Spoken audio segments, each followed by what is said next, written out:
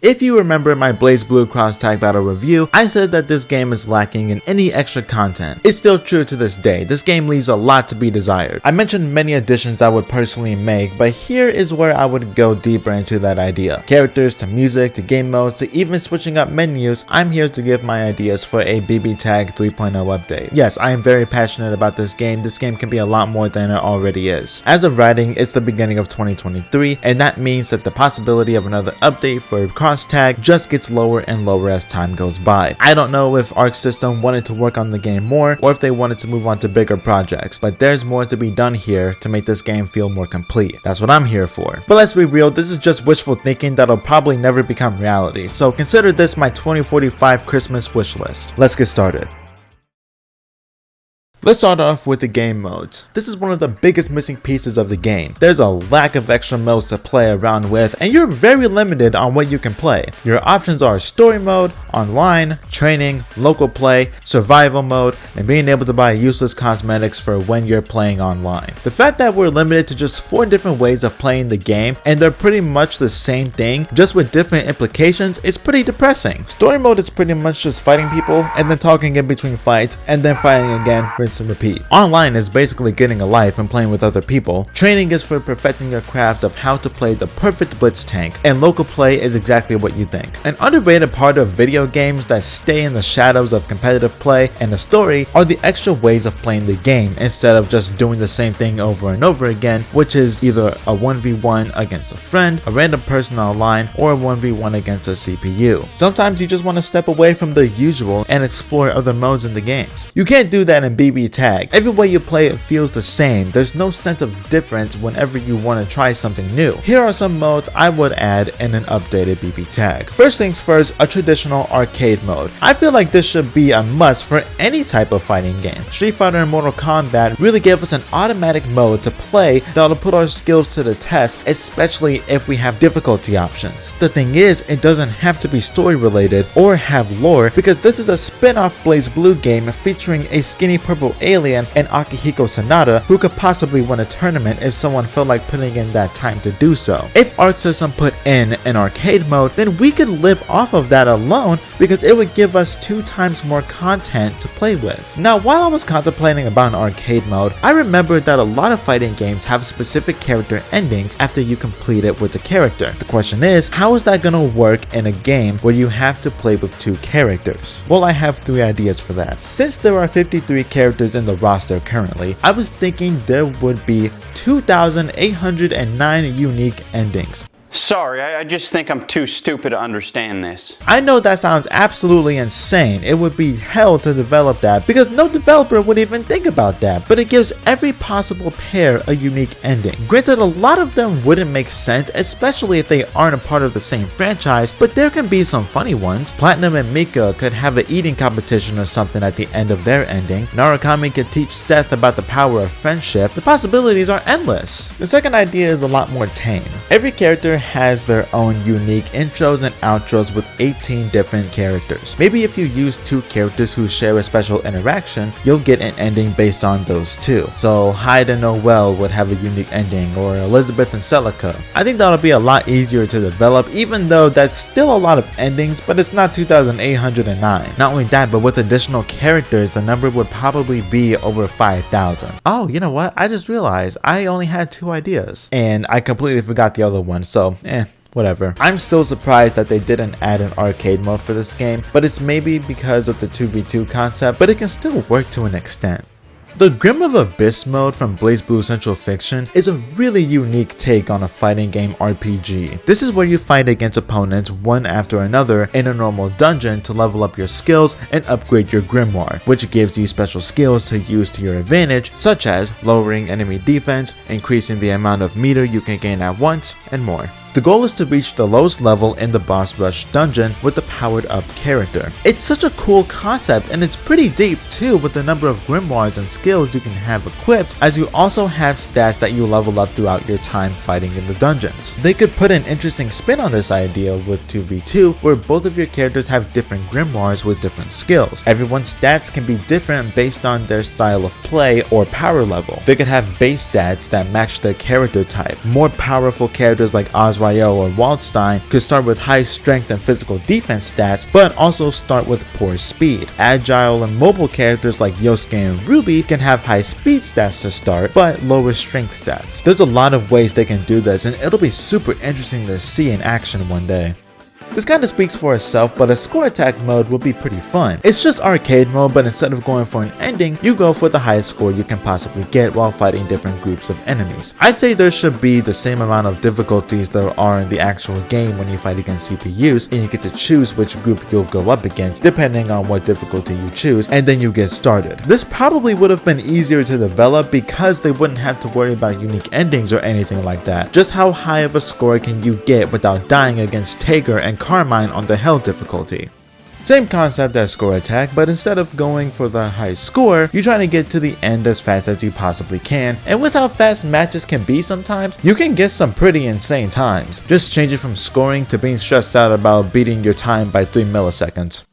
If this isn't one of the most unique modes in any fighting game, I don't know what is. The Golden Arena and Persona 4 Arena Ultimax is so damn cool, but unfortunately we have to take away a few things that it comes with, but let me explain what it is real quick. The Golden Arena is where you fight against multiple opponents in a row in one of 4 different dungeons depending on what difficulty you choose. You level up your character and can equip skills to give yourself an advantage. It's literally Persona 3 and 4, but instead of exploring actual dungeons, they replace it with fighting game mechanics. You also gain stats and experience points as you continue to make your way up the dungeon, and once you run out of health, it's game over. I think the replayability is insane because every character learns different skills from leveling up, and their stat growths are nearly identical to their RPG counterparts, especially with the new characters like Margaret, Marie, Adachi, Sho, Minazuki. You don't know like what their stats are because you can't play as them in Persona 4. Imagine this in BB Tag. It would be exactly what it is in P4A, but it's with 2 characters at once, and they would have their own stat growths and skills they can learn. The only thing I can see changing is the number of dungeons because there are more difficulty settings in BB Tag than P4A, but that's not a bad thing. It gives you more variety and options to choose from. I think it'll be super cool, especially now that we have a lot more characters to play around with. Another really dope idea for a game mode that is hardly playable because you barely play in this mode, but in Under Night In-Birth you have access to the Chronicles. These are prologue scenarios that happen before specific events happen in Under Night. I personally don't know much about it, but imagine this in Cross Tag. This would be the only mode where you would have to pick one character instead of 2. Every character can have their own scenarios, and it'll show us what they were doing before the events of the story mode. Who will be down to see what Blitztank was doing before he came to the world of Cross Tag? If they added something similar to towers from Mortal Kombat, I'm thinking it would be for unlocking new colors for characters. It would have the same concept, but I'll take out the arcade endings that Mortal Kombat usually has, and instead it would give you an unlockable color depending on the characters you're using. Obviously you can buy color schemes in the shop, but this is the only way to get specific colors, and they would most likely be references to other characters in games, and maybe a character that's only in a specific fighting game. A few examples if you may. Persona 4 Arena Ultimax has some DLC colors that you don't see in BlazBlue or even Under Night. All gold or all black. Under Night also has some DLC colors that you don't see in other games. The Equatorial Wave, Clamorous colors, and Switching Contrast as some examples. Those can be unlocked by playing through the towers, and it'll only be unlocked for those specific characters that you play as. And the higher the difficulty, the more rewards you get for defeating harder opponents in a higher quantity, just like Mortal Kombat.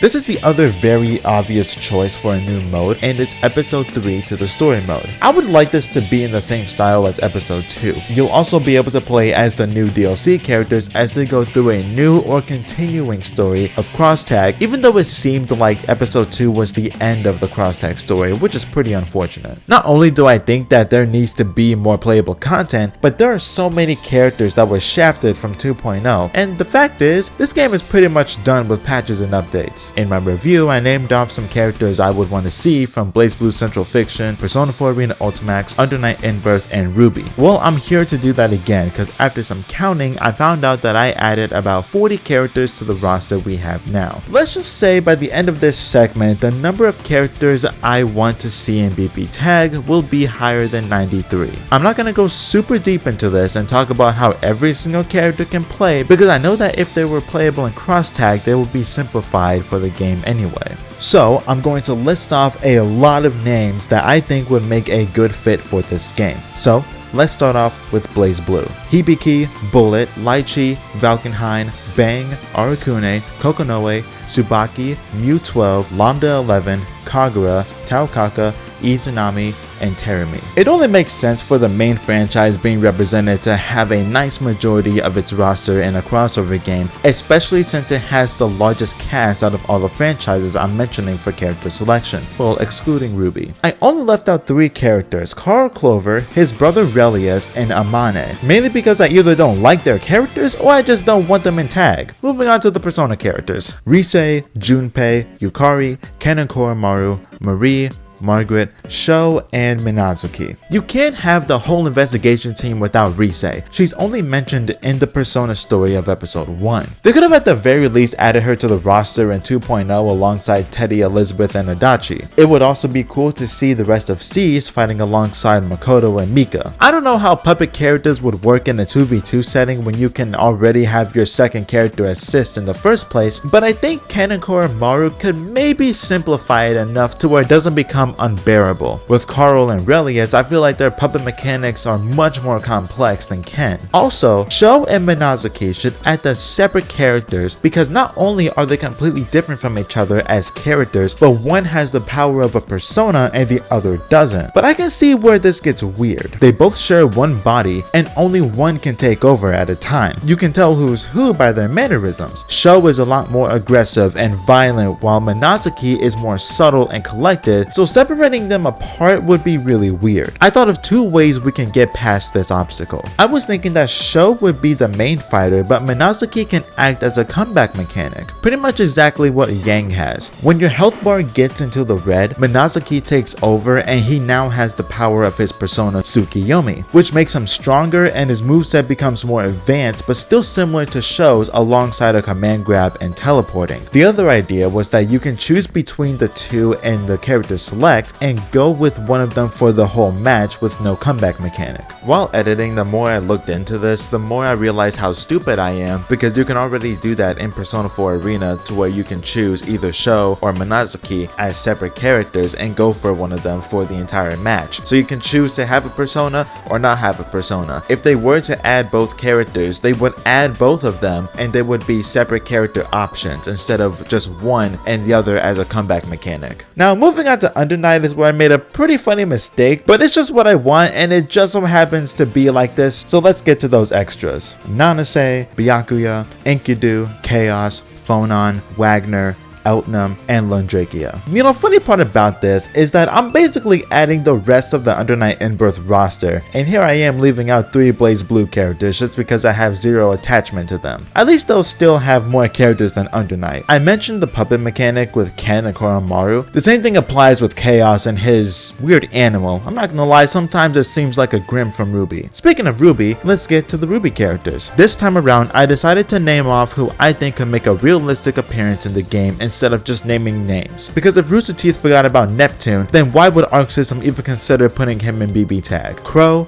Salem, Penny, Jean, Nora, Pyrrha, Ren, Cinder, and Winter. I think the most realistic options out of this list is Team Juniper, Crow, Cinder, and Penny. I think Winter and Salem would be really cool, but it might be a bit of a stretch, especially Winter. But regardless, Ruby needs more representation in this game. More characters, music, and stages. Just everything. So when the last time I talked about characters, I only named off characters that were originally represented before 1.5 and 2.0. This time around, I'm going to go outside of that and name off some characters from other Arc System franchises that made small cameos in my review. I want you to know that I have 6 franchises that I want to go into. Be aware that I have extended knowledge about one of them, and it's not even a game that Arc System developed or published, but I would love to see these characters in BB tag. So let's talk about Skullgirls, a super creative and charming 2D fighter with a very colorful cast of characters, and is very underrated as a game overall. Philia, Cerebella, Misfortune, Parasol, Valentine, Double, Big Band, Fukawa, Eliza, and Robo Fortune. 17 characters in total, but I chose this selection because I think they really scream Skullgirls representation. I don't think about a reject Dr. Seuss character and think Skullgirls. I would love to see these characters alongside BB Tag icons like Teddy and f***ing Gordo. These next 5 franchises were either developed or published by Arc System in some way, shape, or form. And honestly, I just went with the characters I thought looked cool. I know nothing about these franchises, so don't get on to me for it. So here we go. Let's start off with Arcana Heart. I know we've all heard of visual novels that's all about being the idiot main character of a fake anime, but have you ever used the power of love in a fist fight? Welcome to Arcana Heart. Heart I know makes a playable appearance in BB Tag, but what about the rest of the characters in the 3 installments of this niche franchise I'm just now getting into? Kamui, Konoha, Maori, Mei Fang, Xenia, Elsa, Weiss, Darkheart, and Charlocrot. What a f***ing name. Don't expect much of a description as to why I want these characters in Tag. I just think they look cool, and they might be iconic for their franchise, and that's gonna go for the rest of these franchises. So moving on to Senran Kagura. Very on the nose here, but we all want these characters in for our own reasons. I couldn't think of any, so I went on appearance. I'm lying out of my ass. I just went off of appearance because I don't know these characters as actual characters. But as of now, we have Yumi, but apparently for the community, that's not enough, so here I am to save the day. Asuka, Haruka, Hikage, Homura, Katsuragi, and Yokozuna. Alright, let's be real. These ladies speak for themselves, so let's just move on. Next up on my list is Akatsuki Blitzkampf, the origin of that damn tank. This game is all about war and Akatsuki, who is always hungry and probably has a car motor for a heart. But what about the other characters? Sai, Kanye, I know full well it's not Kanye, but it's funny. Wei, Marilyn, Mikhail, Electro Soldat, Jesus Christ, and Perfecti. They seem pretty cool, but they also seem like they take everything way too seriously, as they constantly have mechanical war on the mind. Next up is Guilty Gear. I've heard lots of good things about this game and its entire franchise as a whole. It's fun to watch competitively, so let's see what a Guilty Gear noob like me wants in character selections. Soul Bad Guy, Kai, Mei, Axel, Milia, Faust, Zato, Nagoriyuki, Giovanna, Aino, Goldlewis, Jacko, Baiken, and Happy Chaos. I think Guilty Gear is a super unique game, and I'm glad it's getting more and more attention, as it's very interesting to witness the growth of that game, especially with the most recent installment. And you would think that Arc System would try to get Guilty Gear characters in cross tag, but all we got are color references. Our final franchise is one that had lots of hype going into it when it was announced, but unfortunately it kind of fell off similar to BB Tag, but I'd say it lasted a bit longer. Grand Blue Fantasy. Lots of potential, but I never really followed it, so I could have been lying this entire time. Gran,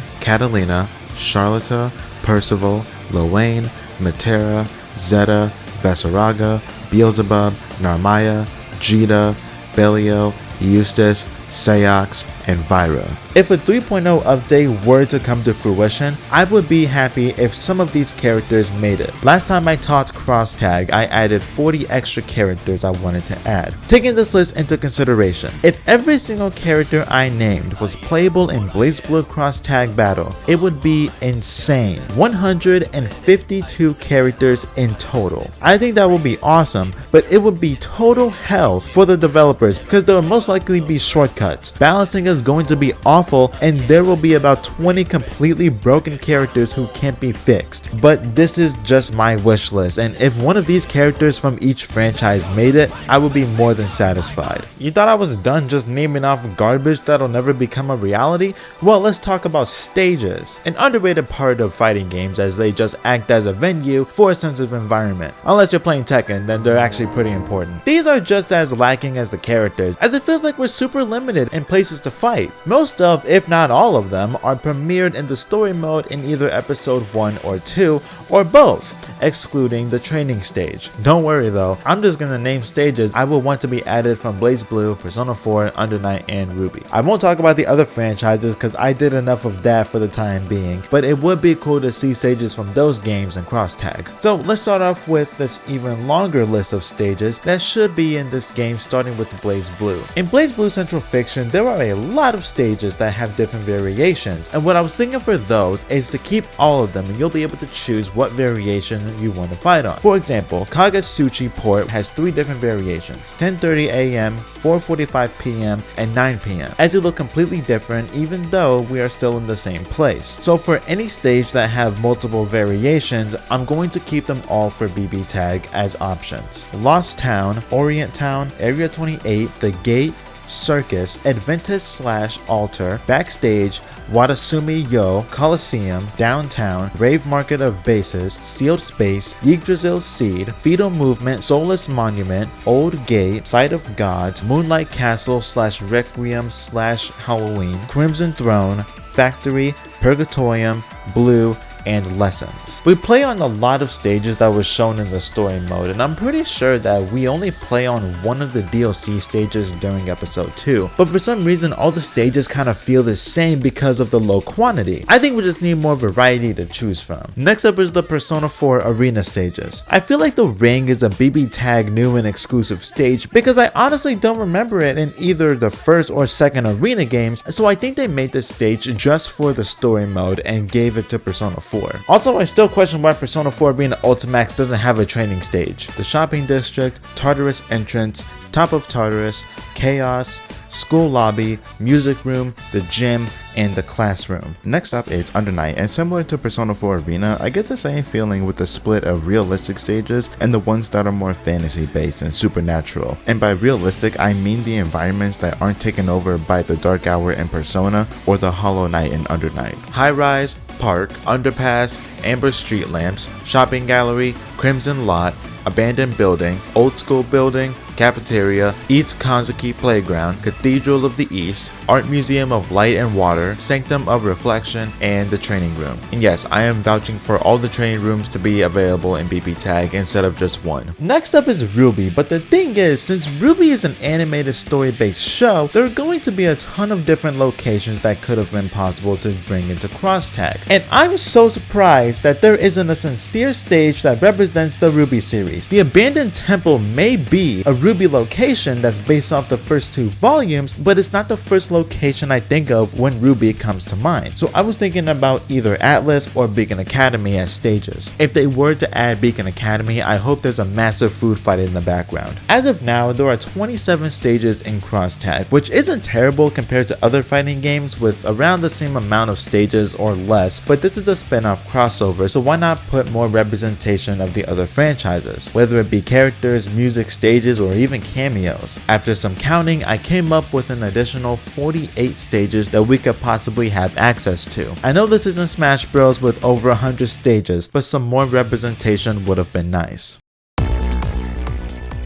I don't really want to go too deep into music, even though a lot of these songs are bangers. I feel like it's only necessary to add character themes from their games, especially if they're gonna be added as playable characters, so that's at the very least 28 new and unique character themes. We could have a lot more of these and maybe some other themes and songs from Ruby. There are also a good number of miscellaneous songs that can be played in the entrance that would be really cool to have in the background of fighting. Music is just as important as characters and stages, but I'm not on edge about music than characters and stages because the library is a lot bigger than we think. I just know that there will be more when new characters become playable.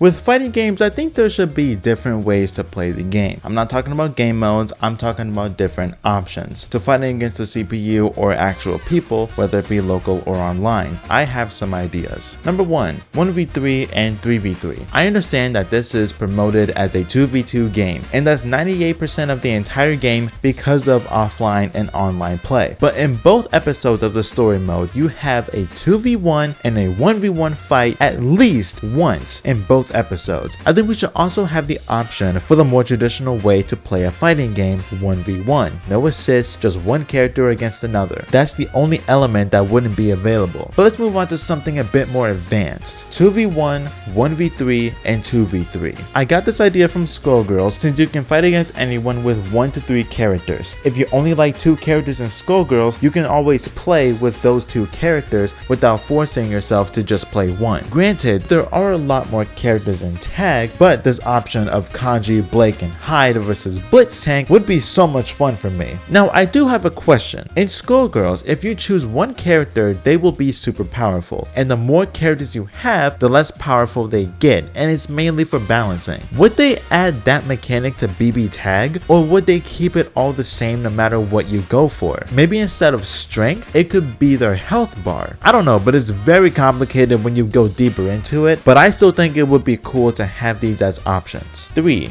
Difficulty in all modes. I think when it comes to difficulty options, we should be able to choose a difficulty for whatever mode we play. The only mode I can think of where it should probably stay the same is survival, because the difficulty gets increasingly harder the more you win. So basically, there should be difficulty choices for every offline mode, including the story mode. 4. More gallery content. The only other thing I could think of adding was just some more content in the gallery. New and exclusive promo art, concept art, different artwork in general, hell, maybe even some fan art as well. I just think it would be cool to have Blitztank fan art.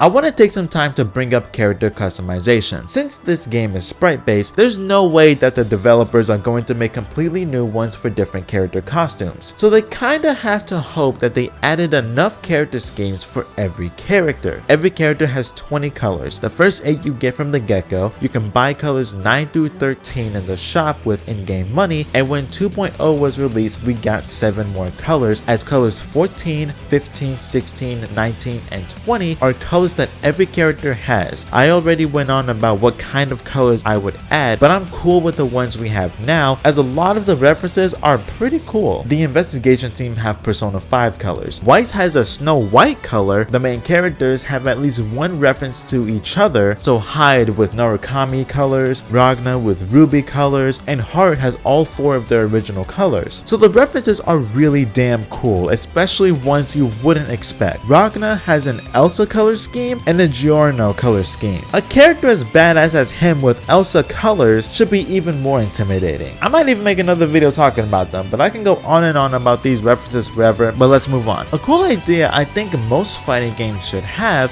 is being able to create your own color palette. Rivals of Aether does this very well, and so does Tekken 7, as it does it even better. And there was a rumor that Smash Ultimate was gonna have one of these, and I've never been more sad in my life that it wasn't there. You'll be able to take specific parts of a character's design and choose whatever colors you want within a color wheel or a specific selection of colors. Imagine giving Susanoo a Wario color scheme. Now the question is if there should be a limit to this or not. You can make a specific number of color schemes and always have access to those as options for fighting. Maybe 10 for every character, exactly how Tekken 7 does it. These colors can be accessible for online play as well. I think this can lead to a lot of creativity among the community, and it will become the definition of reference land.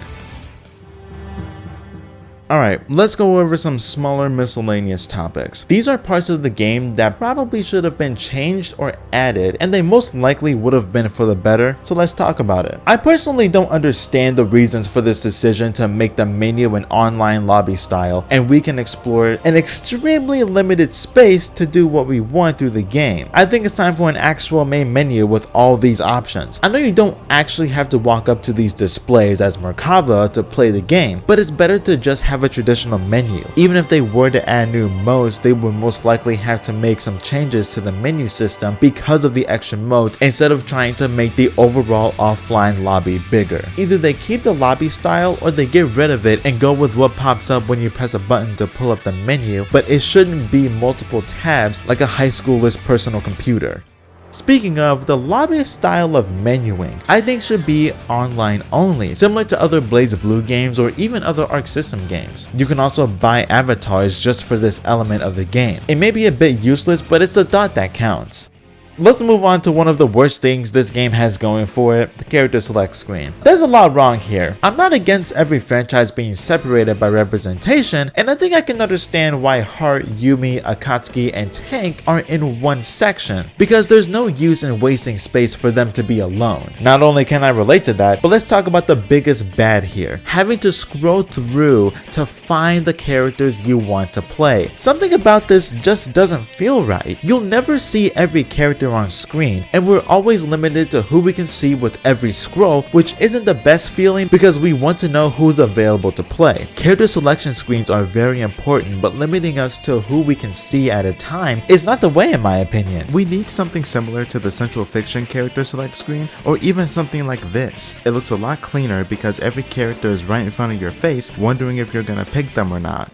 I want to take a peek at the stage and music select screens. This isn't as bad as the character selection, but I think it could be a bit better. Maybe something similar to Under Night or even other fighting games where all the stages are spread around the screen and you can see these small previews, but I wouldn't be upset if they didn't change it because I pick random stages and music anyway. Next up, I want to briefly talk about the online ranking systems. This has nothing to do with it being broken or inaccurate, but it's mainly how you know what rank you are. It's like this with most Arc System games, where your rank is based on a colored box. I personally prefer just different names for every rank. They don't have to be super complex like Tekken, just simple names that translate to either level of play or just the general rank you are.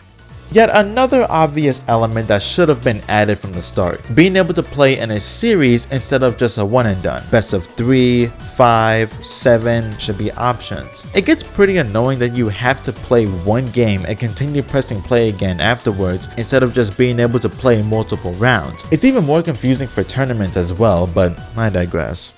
Let's take some extra time to talk about that green stuff, the in-game currency. You can use it to buy various customizable elements such as avatars, icons, color palettes, versus plates, frames, and titles. Everything but the color palettes are mainly seen online and have zero use for offline play. I have two quick gripes and ideas I want to touch on. First is when you buy everything you're able to buy. The currency becomes useless and you can continue to gain money, but you can't use this on your taxes, so you're basically creating a useless and fake savings account for no reason. Also, yes, I bought everything just so I could feel something. Everyone in this community has everything whether they wanted it or not. If they aren't going to add any new items in the shop, then there should be a max number of money that would give you the ability to buy everything, and once you do, then you won't have any money to spend and you won't gain any in the future. My second idea is to have the ability to buy different elements of the game, such as stages,